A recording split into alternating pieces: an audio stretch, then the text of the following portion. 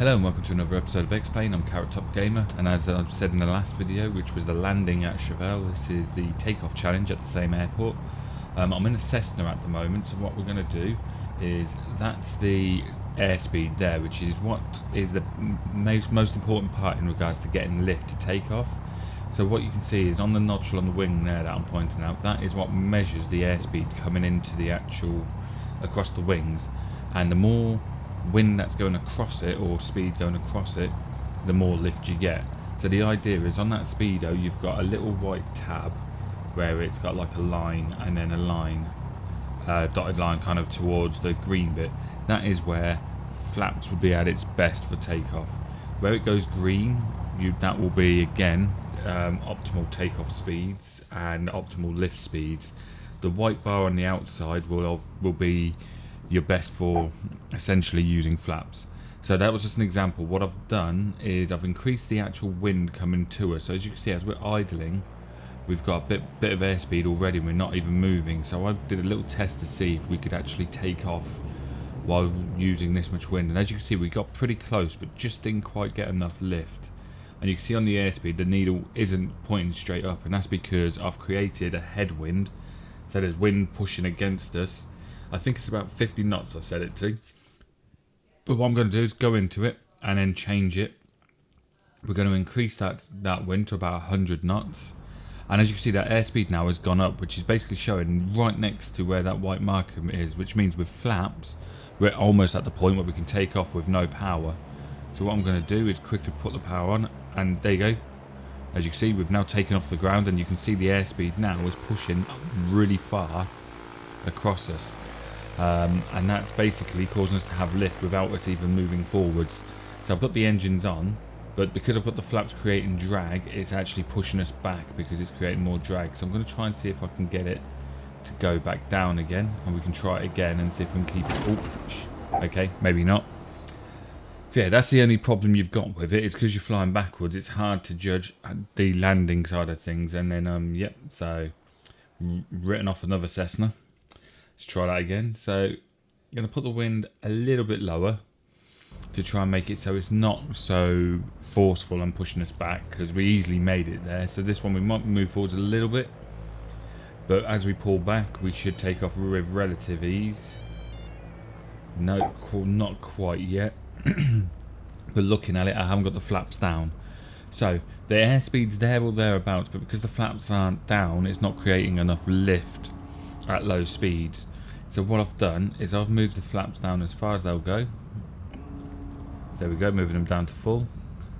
And as you can see, the wind's now pushing the plane back because it's now pushing against the flaps, which are angled down, as you can see on the wings there. So what that's doing is the air's hitting that and it's slowly pushing our plane back. So I'm going to put the brakes on, and then what I'll do is I'm going to end up speeding up, because now if you look at the airspeed, we're still not going quite fast enough to take off without using any engine power. But if I add a bit of engine power to it, when you look at the airspeed, we're right on the cusp of having enough speed for what is classed as a takeoff speed under flaps on this aircraft. So what I'm going to do is I'm going to increase the speed a tiny little bit. Not a lot, just a little bit, just to push it over that edge. And then with the flaps down, I'm going to put it up to full power. Pull back on the stick, and there we go. We have now managed to take off, and we're pretty much moved barely any distance at all on that runway to take off, because of the headwind coming to us. It's basically meant we've needed minimum ground speed to physically take off, because the airspeed's already high. Now the difference between ground speed and airspeed is, the ground speed is how fast you're physically going across the ground. So obviously here we're going very slow to almost nothing. When you're looking out the window, we're hardly moving, so the ground speed's going to be very low. But because we're flying into a headwind, so the wind's blowing towards us, that's going to contribute to our airspeed, so it's making our airspeed a lot higher. Obviously if it was a clear day with no wind whatsoever, then it'd be a completely different story. But what I've done is I've set it up. It's something you can do in xPlane, and it's probably something which is very unlikely to happen in the real world, but it was just a test to see if it would do it. And the flight dynamics on the Cessna in this game are so good that it's a good way of testing to see if it would actually happen. And so what we've done is we've created a breeze or wind blowing directly at us at a constant flow, there's no gusts or anything, so it's constantly heading in the same direction, which is from front to back, and it is a constant flow at knots, which obviously is very unrealistic, but for this challenge it was just to see if it would work.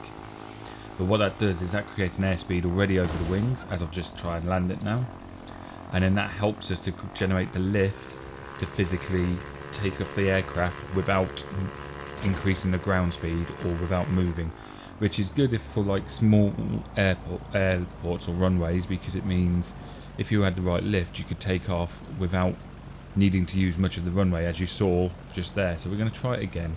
I'm letting it push me back by putting the flaps down. Once we get to a point, I'll brake. Now you'll have to excuse the roughness of when it hits the brakes, because I haven't got a proper brake pedal. I'll just basically tail strike the back of it. In reality you'd probably be a bit softer on the brakes because you don't want to damage the plane. But here we go, we're going full power. I'm lifting up straight away just to see how long it takes, and there you go. In no time at all we've managed to get it back off the ground. Because the flaps are down, or they are basically, it's pushing us back, so I've now lifted the flaps up, put the full power, and you'll suddenly see we will start to slow down and then start to hover. So we're now hovering nearly, and as you can see I've pretty much now feathering the power to make it so it's at a perfect state of hover. And the only reason I can do that is because the wind blowing towards us is creating enough lift that I don't need to be moving forwards to physically create the lift in this aircraft. So in reality this plane now does not have enough power to really move forwards. It would probably run out of fuel before it even got past that mountain range out the front of the window, because of going full power is making the ground speed so low because of the headwind. So let's have a look at that in the replay. So you can see me trying here. This is where I was trying to come up, and there we go, it's lifted. So we've now lifted up, and you can see as soon as I've lifted up, the wind, because I've got no friction of the ground, the wind is fully pushing me back now. So I'm essentially moonwalking in the air with this plane, because it's full power. It's now able to stay in the air, but it's just not got enough power with the flaps down to move forwards. As soon as I raise the flaps and put them to 0, you can see the airspeed suddenly gets drained straight off. So now it's put me into a state of hover, so the ground speed is now going to more neutral. Slowly starting to move forwards now because the speed of the wind is not enough to push me back against my full power engines. So I'm slowly creeping forwards. But as you can see, this plane is needing to do a lot of work to just physically move forwards now because of the amount of wind. Now obviously if you took that wind off, I'd suddenly just shoot forwards. The other thing is, if I turned around and faced the other way now, I would suddenly lose all lift, because the wind would be blowing so much the other way that I wouldn't have anywhere near enough airspeed to physically take off. You'd see me shoot forwards at a high rate of knots, but I'd just lose all altitude because there would not be enough airspeed for lift. So here we go, we're hovering now at the end of the runway, try and see if we can get it down. Excuse the camera motion, the tracking system wasn't working properly, so I had to do it all manually, so I'll excuse the kind of juddering of the camera. Hopefully you don't get too much motion sickness from it. But there we go, we've managed to set it down, and again it's hardly moved at all to physically get it down on the ground. So yeah, so we managed to do that with relative ease. You can kind of see how it works. Now what I'm going to do is I'm going to try the same thing, but in the default, well, in a Zibo 737. So Boeing 737, which is kind of like your average mid-range kind of airliner. Now what I've had to do, you can see at the bottom, I've managed to put the rate of wind speed. I've had to max out the wing speed on this game, and it's put us at 100 on the airspeed across the actual plane. Now you normally need about 115, 16, and you should be able to get lift under flaps. And as you can see, there you go. By using the wind blowing towards us, I'm able to actually take off without using hardly any of the runway. Now that is the chances of you getting 150 knot headwind is almost impossible. In fact, I don't think it's ever happened. But if you did, you'd technically be able to take off this airliner from that airport. Not safely, because as you can see, I'm going quite far out and quite flat out, and it was hardly moving. But the idea was to see if it could create enough lift. So what I've done now is I've put it back to a clear day, so no wind and no weather. And what I'm doing is I'm now spooling up the engines, as you can see in the middle panel on the right hand side of the window, to get maximum speed, because I'm now going to try and see, will this take off using the full length of the runway at on a 17 caution, short runway, 1,000 feet so remaining. With what I've done is I've kept the brakes on until the last minute to get the engines spooled up as hard as they can go. On taxiway, and there we go, we've got to the end of the runway. And yeah, and as you can see, it takes off with relative ease. So obviously with the landing, you saw how difficult the landing was, but this was my first attempt taking off, and it took off with relative ease. And this is on a clear day, so there's no wind assistance here at all. Obviously, if there was some wind, it could either work in our favour or against our favour. If we had wind coming from behind us, this takeoff would be a lot harder. So let's look at the replay. So what I've done, like I said before, is I put the engines to full power so that they were working max out by the time I let go of the brake, so I could give it the biggest amount of thrust impact as possible. And as you can see, it didn't take off fully by the end of the runway, but luckily we made such enough speed that shortly after going off the edge of the runway, it was enough to hold us level. So we weren't necessarily lifting up, but we weren't going down either. So we've got pretty much a decent amount of level. So now I'm going to try it in the 747. I'm just going to quickly put the reversers on and put a bit of power, because I want to get as far back to the edge of the runway as possible, because we want to basically get as much of the runway as physically possible so that we can get enough of it to get enough speed before we get to the end. So pretty much what I did in the 737, I'm just going to put the parking brake on. I'm going to put the power down to full. You'll see on the display on the right hand side, those bars will suddenly start going up. So there we go, the power's going on to full. I'm making sure the flaps, now I'm going to go to flaps, I believe, is it 25? Because anything more than that's going to create too much drag, I believe, and it will end up being diminishing returns, where it's actually probably going to start holding us back on airspeed more than actually helping us. So the engines are spewed to maximum power. We've got the flaps done, so I'm releasing the brake now. And let's see how this one does taking off. Now obviously this one is a much bigger aircraft, needs a bit more speed. So we've got the knots going up, it's still in a stall speed at the moment. So we've got to the end of the runway. As you can see, we're starting to lose altitude now because we're just not going fast enough for it to physically pull us up. But luckily, with the mountain range, I'm going to lean it a bit to the left because we want to try and follow this valley bit round to give us enough speed. And there you go.